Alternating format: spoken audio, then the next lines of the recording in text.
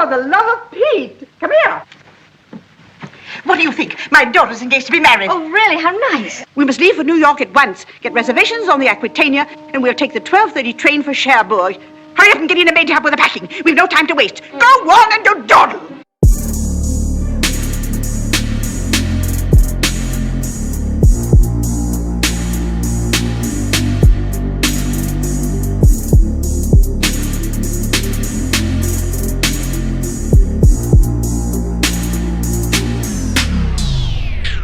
If you love listening to this show, please consider giving a rating and a review on Amazon Alexa or wherever you listen. We want to continue bringing you this amazing content, and part of our ability to do that means that we need a big audience. Now, it may not seem like much, but rating and reviewing the show will help more people find us, just like how you found this show. Simply on any podcast platform, search for a show, scroll down to the bottom, and push 5 stars. It's that easy. Thanks for supporting the show.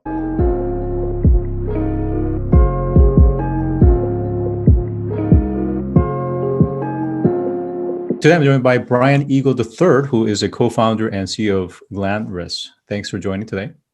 Yes, thanks for having me. Great to be here. All right. So, Bryan, you have some incredible track record of success. So you started Skywire Media 4, and of course, those have successfully sold to other larger entities. And I wonder, is there a pattern between, smart Coca-Cola vending platforms, interactive television, and now water filtration? No, not really, except that I've always been interested in kind of the big challenges out there.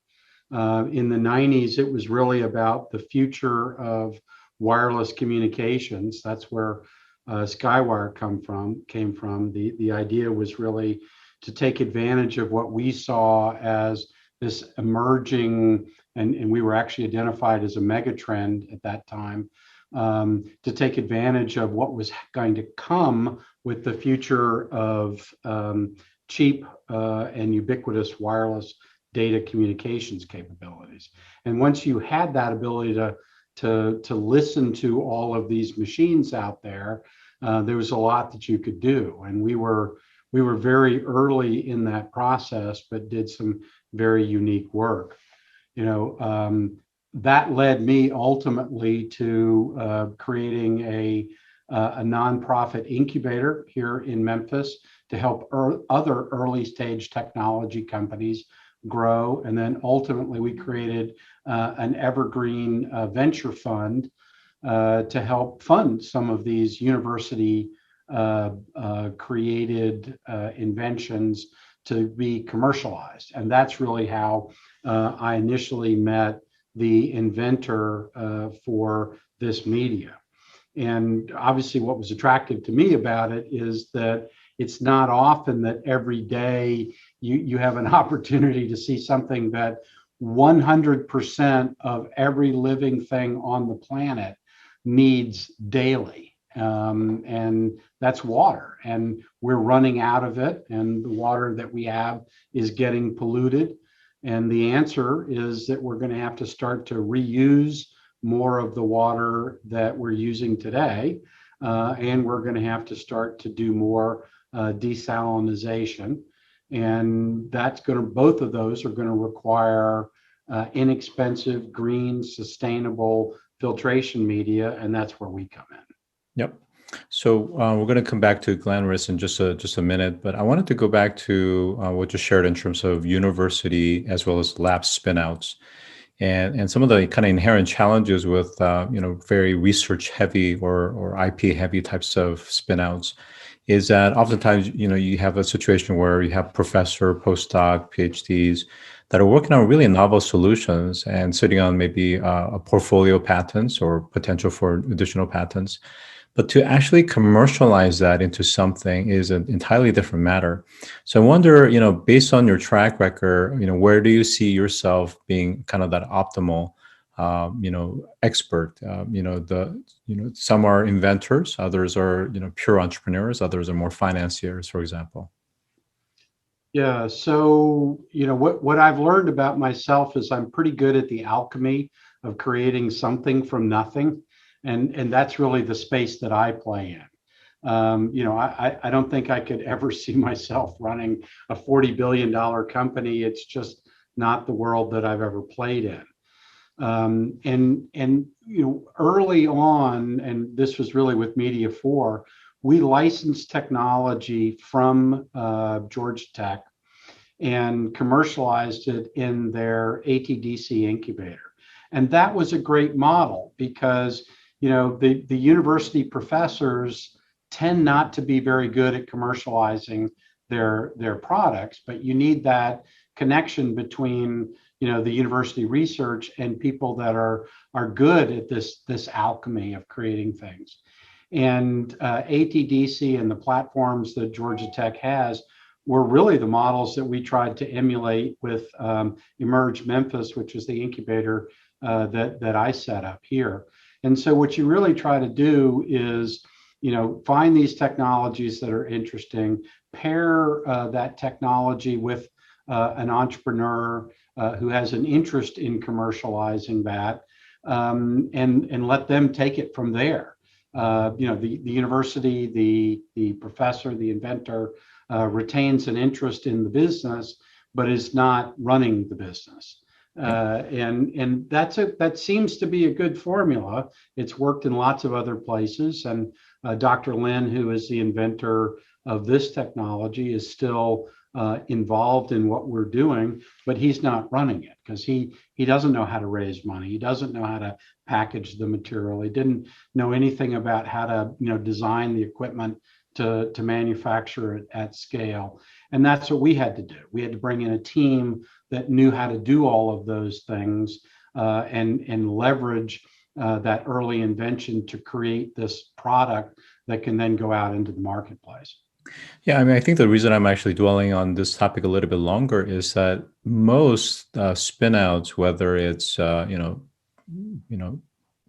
actual inventors themselves or that they've actually pulled in more professional managers, is that most actually fail, and it doesn't matter if the patent or the technology is superior.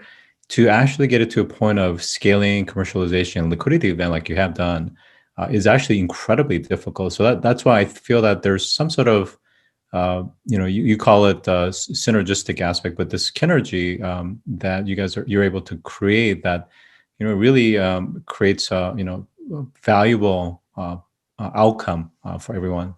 Mm-hmm. So coming back to Glanris, we're talking about hybrid filtration approach, and I wonder if you could, just to help the listeners kind of juxtapose this approach relative to what's currently being done in terms of filtration models that are out there.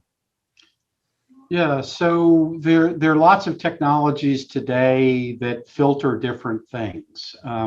What's unique about ours is that we filter organics and oils as well as dissolved metals. And those are kind of the big problems out there. Organic contaminants are, the suspended solids, the things that are in water, and then, the dissolved metals, the lead, the hexavalent chromium, things like this that are troublesome to be able to get out. And we can do that in a very fast, low cost, efficient manner with this technology. And, the other sort of very nice thing about it is that it's 100% green compared to, other technologies that are used to tackle these dissolved metals today. Now, at the heart of the IP is the use of rice hulls for filtration media. And, it's interesting because I think, your company has mentioned that rice hull is today, at least, it's really considered more agricultural waste that's really thrown away for the most part. But you're turning that into this valuable value add water filtration system, to your point, to remove organic contaminants, as well as some of these dissolved metals that are incredibly dangerous, but at a cost structure that's much lower. And I wonder how that is possible. So you may also like our quarterly Ask Perkins event that brings some of the most notable experts and category-leading startups in their area of sustainability and human survival on Earth and in space. To register, visit astroperkins.com/events.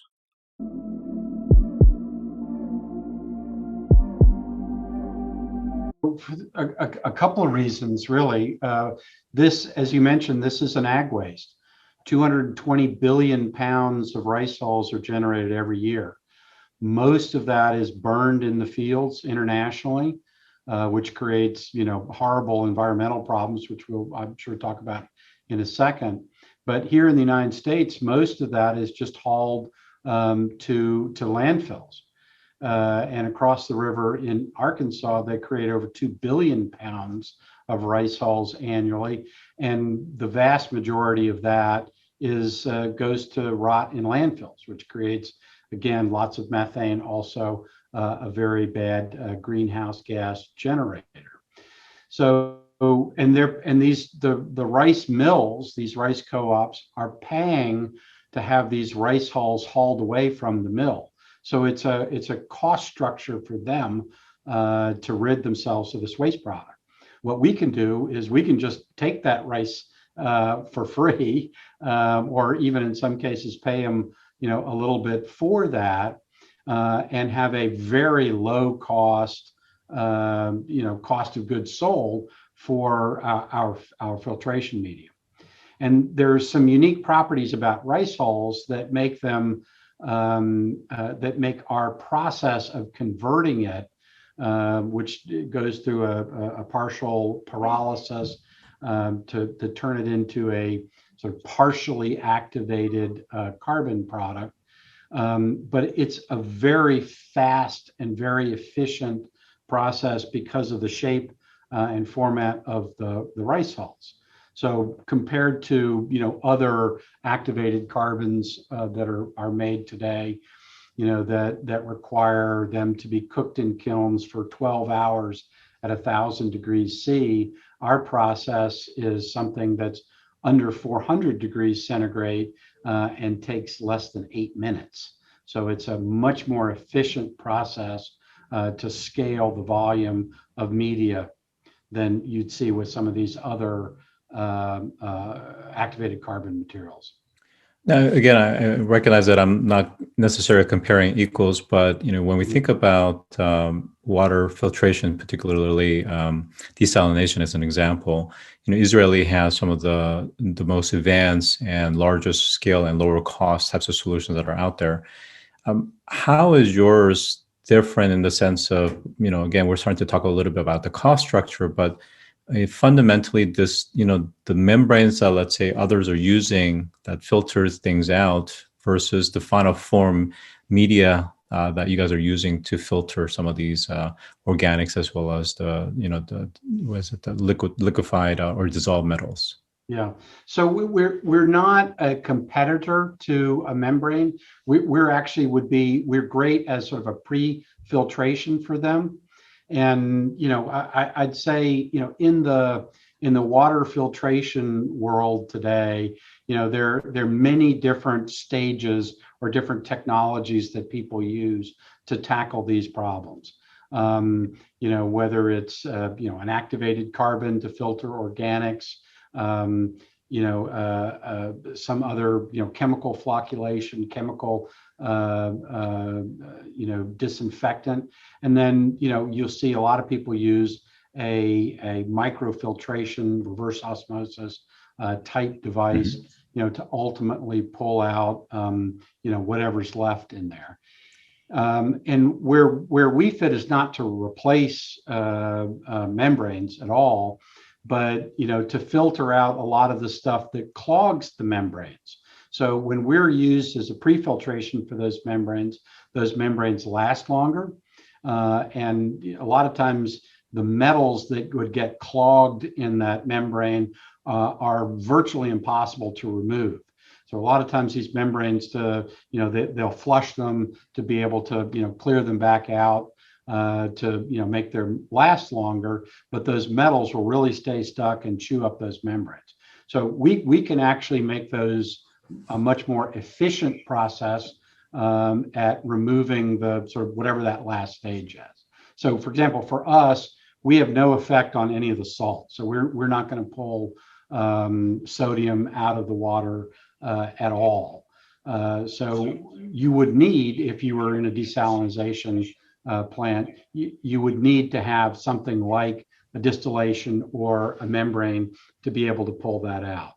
Yeah, makes sense. So basically, you guys are at the front end. So whereas other upstream types of capabilities, they're gonna go through the different types of membranes, like you said, salt, but also molecules and even gases for that matter, or essentially at the small atom level types of things. So you guys are definitely in the bigger, kind of heavier types of elements that we're talking about. Can you help us to understand from a listener perspective around where this is most applicable in terms of water purification in the context of, let's say, manufacturing, agriculture, industrial, municipal, and even HVAC, and I think there was even reference to automobile, and why that's important? Yeah, so there are three basic markets that exist for water filtration. There's the industrial market, which is cleaning up the wastewater, typically from a manufacturing facility. There's residential, which is filtering the water before you drink it, or before it goes into your ice maker. And then there's the municipal, which is typically, either filtering a sewage or sludge to before it can be then dumped, or it's filtering the water that comes out of the ground before it can be obviously sent to the homes. So in that world where we fit is really on the industrial side. Any manufacturing company that paints or plates or has metal somewhere in their process, they're going to end up with those metals dissolved into their wastewater. And typically the municipalities are going to want them to treat that before they can send it back out into the streams or whatever, because you don't want to be dumping those kinds of contaminants back out into any waterway. So that's where we come in, and we're very again, as I said, we're very good at the organics and dissolved metals. So if you've got paints, if you've got any kind of finishing or plating that you're doing, and this is where some of these automobile manufacturers come in, because they paint parts, they plate parts, and they end up with some pretty heavy and in some cases toxic metals that are left in that waste stream, things like hexavalent chromium. And we can be very effective at removing that in a much more cost effective way than reverse osmosis. I mean, we'd be a fraction of the price of the cost of using an RO stream to tackle that kind of problem. And then on the home side, today, if you use a Brita filter, or you have a whole home, a carbon block filter or something that would look like this in your house somewhere, if you're pulling dissolved metals, lead, copper, et cetera, things that you don't want to be drinking in your water, if you've got a system to do that, what they're blending into this carbon block filter that I just showed you are things like titanium dioxide. And this is an expensive metal. It's hard to get. Been a lot of supply chain issues on that, and it's certainly not very green. But that's what they use to be able to capture those dissolved metals. So what we can do is give you, a same priced filter or even a lower priced filter that's 100% green, that has the same capacity as those whole home filters. And I think those are the two big areas, that we play in right now. And then ultimately, on the municipal side, they're a little bit slower to adopt new technologies. But I think certainly, as we talked about, pre-treatment for desalinization is a place where, we could really fit very well in that space. I think, again, long lead times and long development to get to be able to play in that market. But I think those are places where we could fit very well. Yeah, I love I love the focus, the specialization, because I think metals, dissolved metals is one of those things that is just really difficult, right? And then of course, organic matters, including oily substances. These are really tricky to remove, and of course, we Right. all know the implications. I mean, the fact that you guys are looking to produce a facility in Mississippi is just so relevant because of not only affecting the river and the waterways, but ultimately going to the ocean and affecting ocean life there. That I think again, all of us are very much aware of. Right. If you look at to countries like Indonesia, although it's not necessarily oil or dissolved metal per se, but they certainly do use a lot of dye for clothing and other types of manufacturing. And Right. we've seen what it's done to their waterways and how it just polluted, absolutely polluted it has been. So very much needed, and certainly on the municipal side, I mean, I think it's such a to me it's such a gap that needs to be addressed, right? Because Yeah. when there's rainwater, it is sweeping out all the motor oil, all the oily and the metallic types of solvents into the sewers, and it's coming right out into the beaches and the ocean ways. Correct. We really need to figure this out because it is having a direct impact in terms of cleanliness and our environment, frankly. So to that end, I wonder, in a space like this that you're in, it's a game about scale, right? But to reach scale, you need a lot of capex because you're ultimately having to produce a production facility. So how do you balance the initial kind of large capex, but then also the ongoing, as you launch additional sites and so forth, with the kind of the monetization, the revenue model to offset it? Because again, I kind of repeating myself, but it's the name of the game is all about scale and market share. Right. Don't forget to visit astroperkins.com to register for our next quarterly events. Past and current speakers include Julianne Hough, actress, dancer, and winner of Dancing with the Stars; Damian Vaughn, former NFL player; Neil Gregory, Chief Thought Leadership Officer at the IFC World Bank; and many more. To register, visit astroperkins.com and click on Events.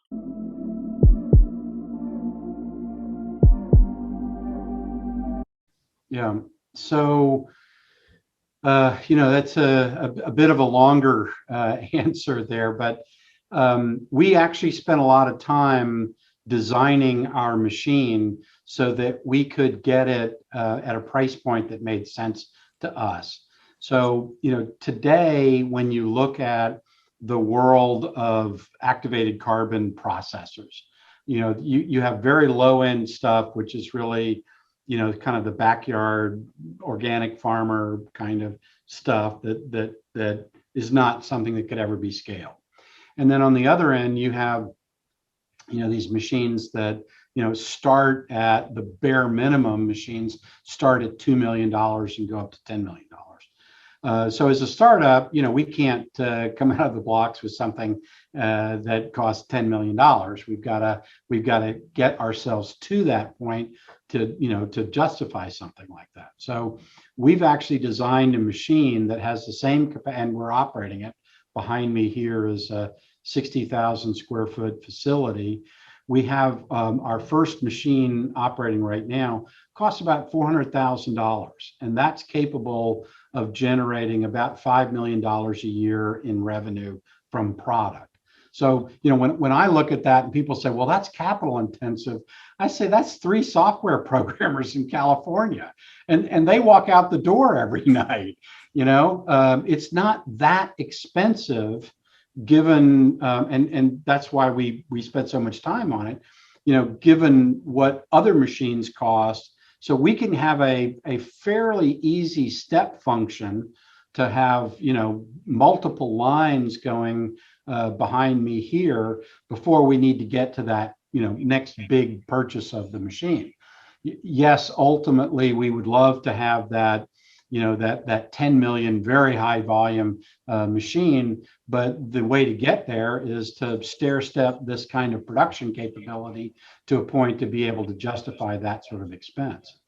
More importantly, these machines that we have here are the ones that we would take internationally. So, rice is grown globally, grown in Indonesia.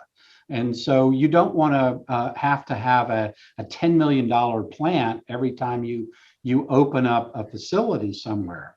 You need to have sort of an entry level to kind of get things going, and then you can build up either by adding additional lower cost machines, which gives you redundancy in all of that before you get to the big purchase. So we see it as I think part of our strategic advantage right now is that we've got something that gives us a fairly easy and I think more less capital intensive, easier to fund step function in our growth curve. Yeah, I think it makes sense. And then just last comment is around desalination. So I think as more parts of the world are affected by drought and just frankly less rainwater, or just drinkable water, we're going to start to see a greater use of desalination plants. And to your point, this is going to be incredibly important. And depending where they are, the seas or the oceans that they have access to are not the cleanest. So they have a lot of work to do that needs to be done. So with that, I have been joined by Bryan Eagle III, who is the CEO of Glanris. Thanks for joining today. Thank you. If you've enjoyed this episode, take a moment to rate our show on any podcast platform that you listen to. Scroll down to the bottom and push 5 stars. It's that easy. And as always, thanks for listening.